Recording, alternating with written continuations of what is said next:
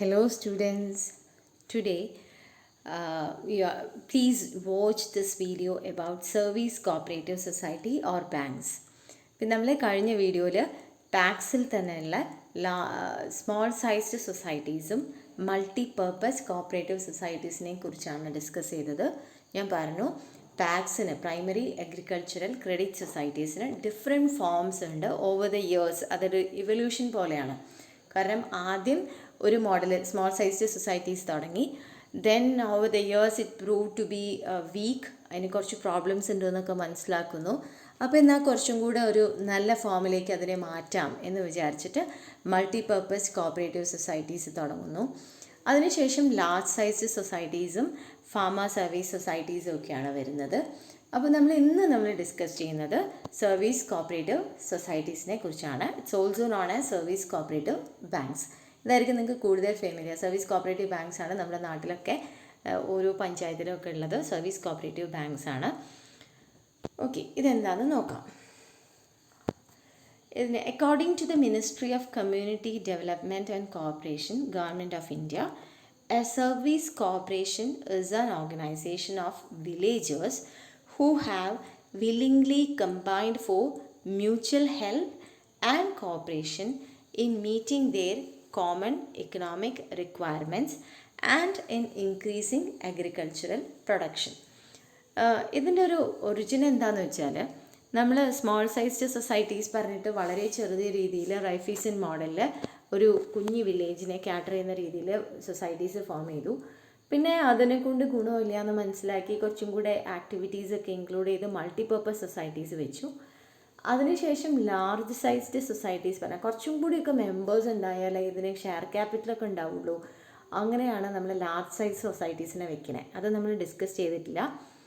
അതിന് ശേഷമാണ് അപ്പോൾ ഈ ലാർജ് സൈസ്ഡ് സൊസൈറ്റീസ് എന്ന് പറഞ്ഞിട്ടൊരു കുറച്ചും കൂടെ വിപുലമായൊരു സംവിധാനത്തിലേക്ക് പോയപ്പോഴാണ് ഇതിനകത്ത് അങ്ങനെയല്ല, വില്ലേജ് തന്നെയാണ് അതിൻ്റെ ബേസായിട്ട് വരേണ്ടത് എന്നുള്ളൊരു ഡിസ്കഷൻ വരികയും അങ്ങനെ ഒരു റെക്കമെൻഡേഷൻ്റെ ഭാഗമായിട്ടാണ് വീണ്ടും ഈ ഫാമർ സർവീസ് സൊസൈറ്റി എന്ന് പറയുന്ന സൊസൈറ്റീസും അല്ലെങ്കിൽ ബാങ്കുകൾ നിലവിൽ വന്നത്. അപ്പോൾ അതിൽ നമ്മൾ സാധാരണ പറയുന്ന കാര്യങ്ങൾ തന്നെ ഡെഫിനേഷനിൽ പറയുന്നുള്ളൂ. ഓർഗനൈസേഷൻ ഓഫ് വില്ലേജേഴ്സ് ആണ്, who have willingly contributed, combined for mutual help and cooperation in meeting their common economic requirements and in increasing agriculture production. അവരുടെ ഒരുമിച്ചുള്ള സാമ്പത്തികമായ ആവശ്യങ്ങൾക്കും അഗ്രികൾച്ചറൽ പ്രൊഡക്ഷനൊക്കെ വേണ്ടിയിട്ട് ഫോം ചെയ്തിട്ടുള്ളതാണ് service cooperative bank or society. ഇനി ഇതിൻ്റെ area of operation എന്താണ്?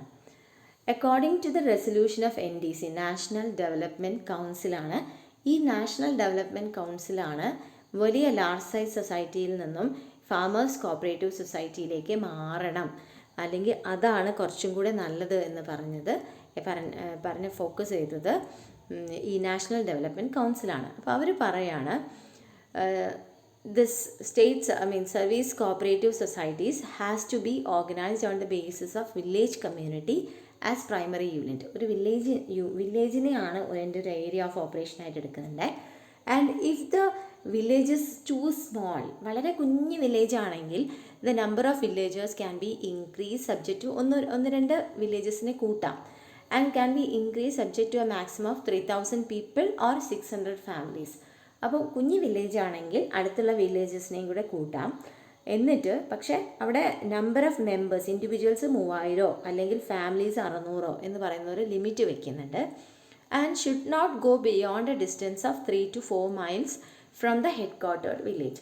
ഏത് വില്ലേജിലാണോ ഇത് സ്ഥിതി ചെയ്യുന്നത് അതിൻ്റെ 3-4 മൈൽ അപ്പുറം വരെ പോകാൻ പാടില്ല, അതിനപ്പുറത്തേക്ക് പോകരുത്. Go beyond 3 or 4 miles from the headquartered village. ഇതാണ് ഏരിയ ഓഫ് ഓപ്പറേഷനെ കുറിച്ച് പറയാനുള്ളത്. അപ്പോൾ ഏരിയ ഓഫ് ഓപ്പറേഷനെ നമ്മൾ ശ്രദ്ധിക്കേണ്ട എന്താണ്? ഒരു വില്ലേജാണ് യൂണിറ്റ് ആയിട്ട് കൺസിഡർ ചെയ്യുന്നത്. അത് as per the recommendation of national development കൗൺസിലാണ്. കുഞ്ഞ് വില്ലേജ്, വളരെ കുഞ്ഞ് വില്ലേജ് ആണെങ്കിൽ 1-2 വില്ലേജസ് കൂടെ കൂട്ടാം. പക്ഷെ അവിടെ ലിമിറ്റ് എന്താണെന്ന് വെച്ചാൽ number of people should be 3000 should not exceeds 3000 and അവർ number of families should not exceed 600 ഫാമിലീസിന് മേലെ പോകാൻ പാടില്ല. ആൻഡ് ഹെഡ് ക്വാർട്ടേഡ് വില്ലേജിൻ്റെ 3 to 4 മൈൽസിന് ബിയോണ്ടിലേക്ക് പോകാനും പാടില്ല. അത് ആക്സസിബിലിറ്റി ഉണ്ടാവാൻ വേണ്ടിയിട്ടാണ്. This is all about area of operation. Then liability. Liability of these societies are of course limited liability ആണ്, അൺലിമിറ്റഡ് ലയബിലിറ്റി അല്ല. അവർ personal properties will not be liable for the debts of the society. ഇനി നമ്മൾ പറയുന്നത് membership and share ക്യാപിറ്റലിനെ കുറിച്ചാണ്. Tenants, marginal farmers and agricultural laborers and artisans who have land holdings in the jurisdiction of the society can become members. ആ particular farmer service സൊസൈറ്റിയുടെ area of ഓപ്പറേഷൻ്റെ ഉള്ളിലുള്ള ഇതുപോലെ 18 വയസ്സിന് ശേഷം 18 വയസ്സിൽ കൂടുതൽ പ്രായമുള്ള ടെനൻസ്, മാർജിനൽ ഫാമേഴ്സ് ഉണ്ടെങ്കിൽ അവർ, അഗ്രികൾച്ചറൽ ലേബറേഴ്സ് ഉണ്ടെങ്കിൽ അവർ, അതേപോലെ ആർട്ടിസൻസ് ഉണ്ടെങ്കിൽ അവർ, if they have a land holdings അവർക്ക് ഇതിനകത്ത് മെമ്പർ ആവാൻ സാധിക്കും. ഈ ഏരിയ ഓഫ് ഓപ്പറേഷൻസിൽ സ്ഥലം ഉള്ള ആൾക്കാർക്കൊക്കെ മെമ്പർ ആവാം എന്നർത്ഥം. പിന്നെ ക്യാപിറ്റലിനെ കുറിച്ച് പറയുകയാണെങ്കിൽ ഓതറൈസ്ഡ് ഷെയർ ക്യാപിറ്റൽ മേ വാരി ഫ്രം 5 lakh to 50 lakhs. 5 മുതൽ 50 ലക്ഷം വരെയാണ്. ഇനി അത് മാറ്റണം എന്നുണ്ടെങ്കിൽ അവർ റെസൊല്യൂഷനൊക്കെ പാസ് ചെയ്ത് ജനറൽ ബോഡിയൊക്കെ വിളിച്ച് അവർക്കത് ചേഞ്ച് ചെയ്യാവുന്നതേ ഉള്ളൂ. പക്ഷേ ആസ് പെർ ലോ ആ ബൈലോയിൽ അതിനകത്ത് മാറ്റം വരുത്തണം. സാധാരണഗതിയിൽ 5 ലക്ഷം മുതൽ 50 ലക്ഷം വരെയാണ് അവരുടെ ഷെയർ ക്യാപിറ്റൽ. അവർ 3 ടൈപ്പ് ഓഫ് ഷെയർസ് ഇഷ്യൂ ചെയ്യും. A class shares, B class shares and C class shares. ഈ എ ക്ലാസ് ഷെയർസ് എന്ന് പറയുന്നത് 10 രൂപയുടെ ഷെയറാണ് അലോട്ടഡ് ടു ഇൻഡിവിജ്വൽസ്. അതിൽ മെമ്പർ ആവാൻ വരുന്ന ഇൻഡിവിജ്വൽസിന് കൊടുക്കുന്നതാണ് എ ക്ലാസ് ഷെയർസ്. ഈ ബി ക്ലാസ് ഷെയർസ് പറയുന്നത് either it will be of ₹100 or 1000, 100 രൂപയുടെ ആയിരിക്കും. അത് ഗവൺമെൻറ്റിനുള്ളതാണ്. For government and other corporate bodies, ഗവൺമെൻറ്റിനോ അതുപോലെയുള്ള ഇൻസ്റ്റിറ്റ്യൂഷൻസൊക്കെ മെമ്പറായിട്ട് വരുന്ന സമയത്ത് ഉള്ളതാണ് ബി ക്ലാസ് ഷെയർസ്. പിന്നെ അതിനകത്ത് സി ക്ലാസ് ഷെയർസ് ഉണ്ട് of ₹5 each intended for associate or nominal members. Nominal മെമ്പേഴ്സിന് കൊടുക്കുന്നതാണ് 5 രൂപയുടെ ഷെയർസ്. ഈ നോമിനൽ മെമ്പേഴ്സിന് വലിയ അധികാരങ്ങളൊന്നും ഇതിനകത്ത് ഇല്ല, മാനേജ്മെൻറ്റിനകത്തൊന്നും വലിയ റോളില്ല. Okay, hope it is clear. Regarding the liability, it is limited liability. Membership എന്ന് പറയുന്നത് 18 വയസ്സിന് മേലെയുള്ള ഈ ഒരു ഏരിയ ഓഫ് ഓപ്പറേഷനിൽ സ്ഥലമുള്ള ഏതൊരു അഗ്രികൾച്ചറൽ റിലേറ്റഡ് ആക്ടിവിറ്റിയിൽ എൻഗേജ് ചെയ്തിട്ടുള്ളതോ അല്ലെങ്കിൽ ആർട്ടിസനോ ആയിട്ടുള്ള ഒരാൾക്ക് മെമ്പർ ആവാം. പിന്നെ ഓതറൈസ്ഡ് ക്യാപിറ്റൽ 5 ലക്ഷത്തിൻ്റെ 50 ലക്ഷത്തിൻ്റെ ഇടയിലാണ്. 3 തരത്തിലുള്ള ക്ലാസ് ഓഫ് ഷെയർസ് ഉണ്ട്. ദെൻ ഇതിൻ്റെ ഒബ്ജക്റ്റീവ്സ് എന്തൊക്കെയാണ്?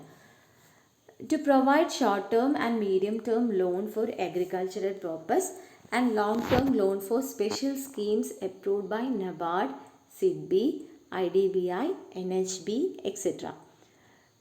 ഇങ്ങനെ ഓർഗനൈസേഷൻസ് തരുന്ന അപെക്സ് ഇൻസ്റ്റിറ്റ്യൂഷനാണ് NABARD, national bank for agriculture and rural development. IDBI പറയുന്ന industrial development bank of India, നിങ്ങൾക്ക് അറിയായിരിക്കും, നമ്മൾ ബാങ്കിങ്ങിൽ പഠിച്ചതാണ്. SIDBI പറഞ്ഞ small industries development bank of India and NHB പറഞ്ഞ നാഷണൽ ഹൗസിംഗ് ബാങ്ക്. അപ്പോൾ ഇവരൊക്കെ പ്രൊവൈഡ് ചെയ്യുന്ന സ്പെഷ്യൽ ലോങ് ടേം ലോൺസ് ഉണ്ടെങ്കിൽ അത് കൊടുക്കാനും, usually it provide short term and long term loans for agricultural purposes. ഇതിനാണ് അത് ഈ ബാങ്ക് ഉണ്ടാക്കിയിരിക്കുന്നത്. Then to arrange the supply of farm equipments such as improved varieties of seeds, fertilisers, insecticides, etcetera.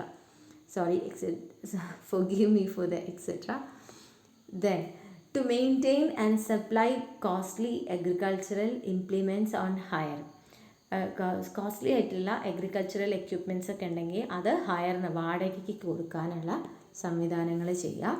To provide essential consumer goods, ആൾക്കാർക്ക് അത്യാവശ്യമായിട്ടുള്ള consumer goods provide ചെയ്യുക. To raise funds by way of deposits from members and others, മെമ്പേഴ്സിൻ്റെ അടുത്തുനിന്നും അല്ലാത്ത non മെമ്പേഴ്സിൻ്റെ അടുത്തുനിന്നൊക്കെ fund raise ചെയ്യുക, deposits raise ചെയ്യുക. Then to arrange for the marketing of agriculture produce of members, മെമ്പേഴ്സിൻ്റെ അഗ്രികൾച്ചർ പ്രൊഡ്യൂസ് ഉണ്ടെങ്കിൽ അത് മാർക്കറ്റ് ചെയ്യാൻ സഹായിക്കുക. To supervise the utilization of loan and to recover the loan in time, എന്തിനൊക്കെയാണ് loan ഉപയോഗിക്കുന്നത് എന്നുള്ളത് അത് സൂപ്പർവൈസ് ചെയ്യാനും കൃത്യസമയത്ത് അതിൻ്റെ തിരിച്ചടവ് ഉറപ്പുവരുത്തുകയും ചെയ്യാം. To arrange for the storage facilities of the produce raised by the members, മെമ്പേഴ്സിൻ്റെ പ്രൊഡ്യൂസ് ഉണ്ടെങ്കിൽ, അഗ്രികൾച്ചറേഴ്സ് ആണല്ലോ മെമ്പേഴ്സ്, അപ്പോൾ അവരുടെ പ്രൊഡ്യൂസ് സ്റ്റോർ ചെയ്യാനുള്ള സംവിധാനങ്ങൾ ചിലപ്പോൾ അവർക്ക് ഉണ്ടാവണമെന്നില്ല. അപ്പോൾ അതിന് വെയർ ഹൗസിങ് ഫെസിലിറ്റീസ് കൊടുക്കുക. To associate itself with programme of welfare for the village and undertake such educated and welfare work as may be possible. അപ്പോൾ അവർക്ക് ബാങ്കിന് സാധിക്കുന്ന രീതിയിൽ അല്ലെങ്കിൽ സൊസൈറ്റിക്ക് സാധിക്കുന്ന രീതിയിൽ ഇവരുടെ വെൽഫെയർ ആക്ടിവിറ്റീസ്, അവരുടെ എഡ്യൂക്കേഷണൽ ആക്ടിവിറ്റീസ് ഒക്കെ അണ്ടർടേക്ക് ചെയ്യുക. ഇത്രയാണ് objectives of farmer service society or bank.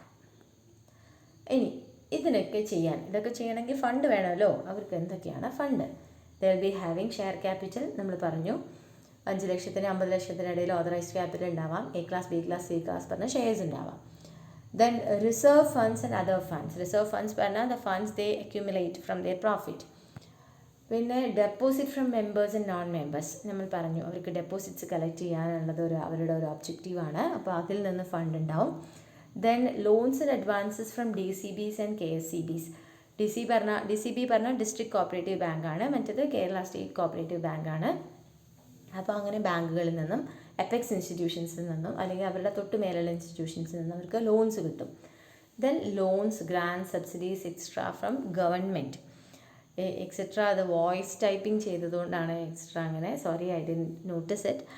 അപ്പോൾ അങ്ങനെ ലോൺസും സബ്സിഡീസും ഗ്രാൻസും ഒക്കെ കിട്ടും ഗവൺമെൻറ്റിൻ്റെ അടുത്ത് നിന്ന്. ഇത്രയാണ് അവരുടെ source of funds. Clear? Then regarding management, നമുക്കറിയാം ഒരു കോപ്പറേറ്റീവിൽ എങ്ങനെയാണ് മാനേജ്മെൻറ്റ് പറയുന്നത്. The management of the society rest with a general body. The general body consist of all regular members of the society except the nominal or associate members. ഞാൻ പറഞ്ഞില്ലേ, accept അല്ലേ, except ആണ്, EXCEPT ആണ്. അതായത് general ബോഡിയിൽ എല്ലാ മെമ്പേഴ്സും regular മെമ്പേഴ്സും ഉണ്ടാവും, പക്ഷേ C ക്ലാസ് ഷെയർ ഹോൾഡേഴ്സ് അതിനകത്ത് ഇൻക്ലൂഡഡ് അല്ല. Then the day-to-day activities of the society is conducted by the management committee. ഈ മാനേജ്മെൻറ്റ് കമ്മിറ്റിയിൽ 7 മുതൽ 15 വരെ മെമ്പേഴ്സാണ് മാനേജ്മെൻറ്റ് കമ്മിറ്റിയിൽ ഉണ്ടാവുക. അതിൻ്റെ അകത്ത് തന്നെ 2 സീറ്റ്സ് റിസർവ്ഡ് ആണ്. ഒന്ന് സ്ത്രീ ആയിരിക്കണം, രണ്ടാമത് should be a member belonging to SC/ST. Then the management committee shall elect from themselves a president, vice president and other office bearers. ഇതാണ് മാനേജ്മെൻറ്റ് ജനറൽ ബോഡിയിലാണ്. ആ ജനറൽ ബോഡിയിൽ തന്നെ C ക്ലാസ് ഷെയർസിൻ്റെ മെമ്പേഴ്സിന് അതിനകത്ത് പാർട്ടിസിപ്പേറ്റ് ചെയ്യാൻ പറ്റില്ല. 7 മുതൽ 15 വരെ അംഗങ്ങളുള്ള മാനേജ്മെൻറ്റ് കമ്മിറ്റിയാണ് day to day working undertake ചെയ്യുക. അതിനകത്ത് ഈ മാനേജ്മെൻറ്റ് കമ്മിറ്റിയിൽ 2 സീറ്റ്സ് റിസർവ്ഡ് ആണ്. ഒന്ന് സ്ത്രീ ആയിരിക്കണം, ഒന്ന് ഒരു SC/ST മെമ്പർ ആയിരിക്കണം. പിന്നെ അവർക്ക് അതിനിടയിൽ തന്നെ ഒരു പ്രസിഡൻറ്റിനെയും വൈസ് പ്രസിഡൻറ്റിനെയും ഓഫീസ് ബെയറേഴ്സിനെയൊക്കെ ചൂസ് ചെയ്യാം.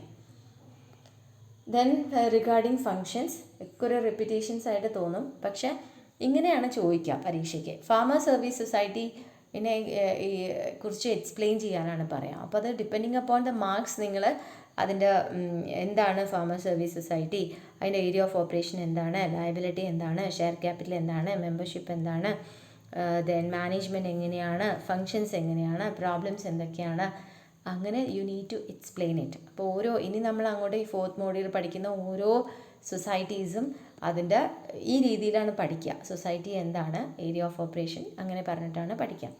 അപ്പോൾ ഇതിൻ്റെ functions: to issue loans for agriculture, self employment, consumption and industrial purposes and for purchasing new vehicles. ഇതിനൊക്കെ ലോണ് കൊടുക്കലാണ് ഒരു function.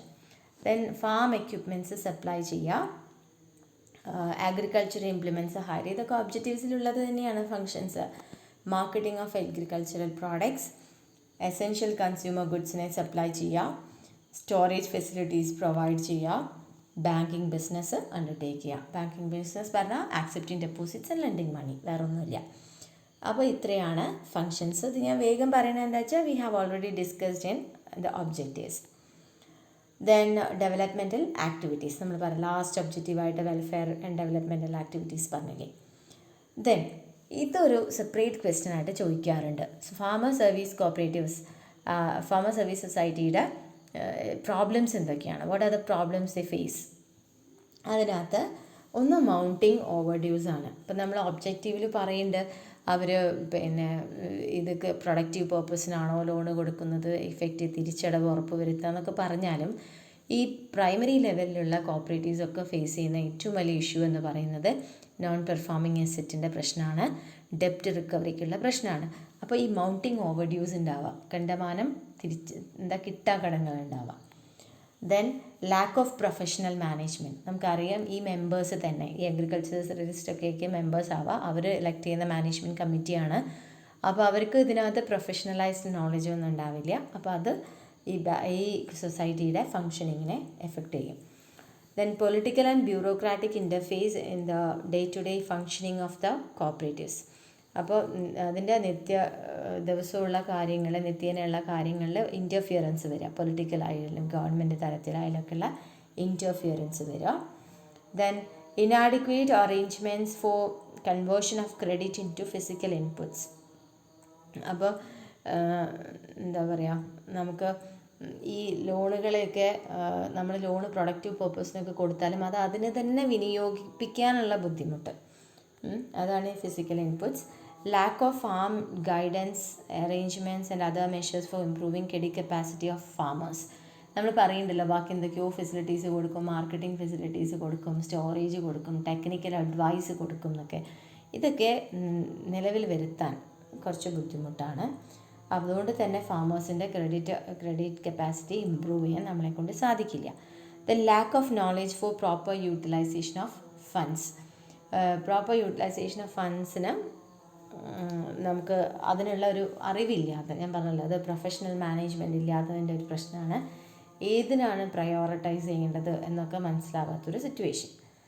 Then instability of agricultural economy. ഇപ്പോൾ നമ്മളിപ്പോൾ ഒരു അഗ്രികൾച്ചറിസ്റ്റിന് പ്രോപ്പർ ലോൺ പ്രൈസിനൊക്കെ ശേഷമാണ് ലോണ് കൊടുക്കുന്നതെങ്കിൽ പോലും ചിലപ്പം അത് അയാൾക്ക് കൃഷിനാശം സംഭവിക്കാം.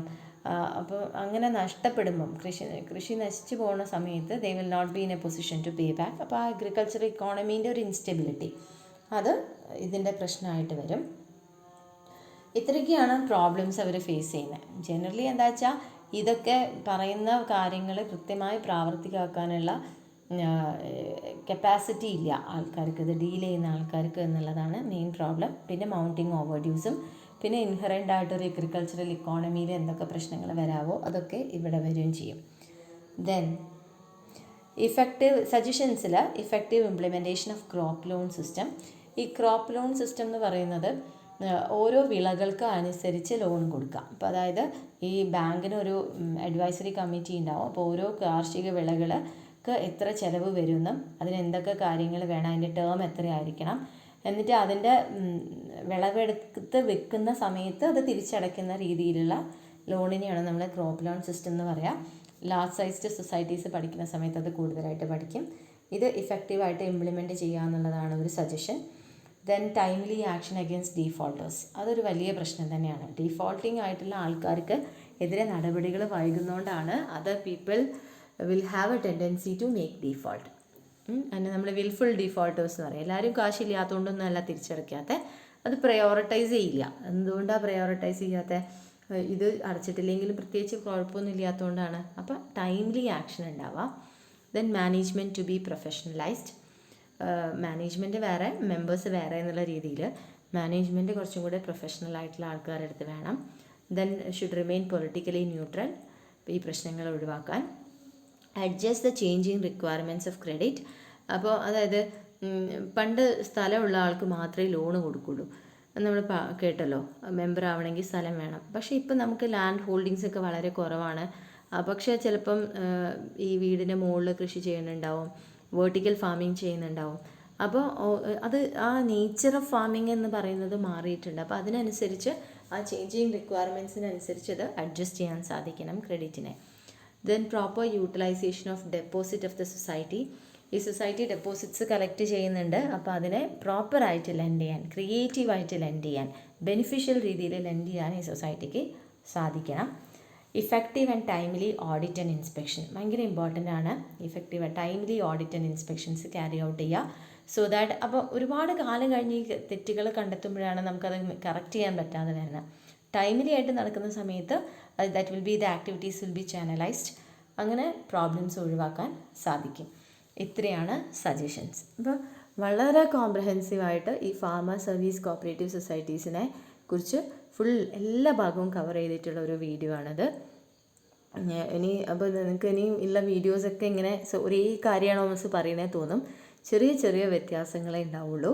പിന്നെ അതുകൊണ്ട് തന്നെയാണ് ഞാൻ കോപ്പറേഷൻ ഈസിയാണെന്ന് പറഞ്ഞത്. ഏതെങ്കിലുമൊക്കെ ഒന്ന് പഠിച്ചു കഴിഞ്ഞാൽ നിങ്ങൾക്ക് എവിടെയെങ്കിലുമൊക്കെ എന്തെങ്കിലുമൊക്കെ എഴുതാൻ പറ്റും. അങ്ങനെ ഒരു വലിയ ബുദ്ധിമുട്ടുണ്ടാവില്ല. പക്ഷേ ഈ പ്രോബ്ലംസും അതിനെ ഓവർകം ചെയ്യാനുള്ള സജഷൻസൊക്കെ, ബാക്കി ഫങ്ഷൻസും ഒബ്ജക്റ്റീവ്സൊക്കെ നമുക്ക് എന്ത് വേണമെങ്കിൽ കൂട്ടി എഴുതാം. ആ കുറച്ചൊരു ലോജിക്ക് ഉണ്ടെങ്കിൽ നമുക്ക് എഴുതാൻ പറ്റും. അപ്പോൾ ഒന്ന് സീരിയസ് ആയിട്ട് കാണുക സ്റ്റഡീസിനെ. നമുക്ക് എന്ന് കാണാൻ പറ്റും എന്നൊന്നും നമുക്കറിയില്ല. അപ്പോൾ അതുകൊണ്ട് തന്നെ കണ്ടിട്ട് പഠിക്കുക എന്ന് വിചാരിച്ച് വെയിറ്റ് ചെയ്യരുത്. ഇപ്പോൾ ഇതൊക്കെ സുഖമായിട്ട് അങ്ങ് പഠിച്ചു കഴിഞ്ഞാൽ പിന്നെയുള്ള സമയം നിങ്ങൾക്ക് ടാക്സിൻ്റെ മുകളിലൊക്കെ അങ്ങ് ഇരിക്കാം. അപ്പോൾ കുറച്ചും കൂടെ ബുദ്ധി ഉപയോഗിക്കേണ്ട കുറേ സാധനങ്ങളൊക്കെ ഉണ്ടല്ലോ. AMD ഉണ്ട്, ടാക്സ് ഉണ്ട്. അപ്പോൾ അതൊക്കെ നിങ്ങൾക്ക് നന്നായിട്ട് ഫോക്കസ് ചെയ്യാൻ സാധിക്കും. So hope it is clear. ചെറിയ ചെറിയ മിസ്റ്റേക്സ് ഒക്കെ വന്നതിൽ I'm sorry. Thank U.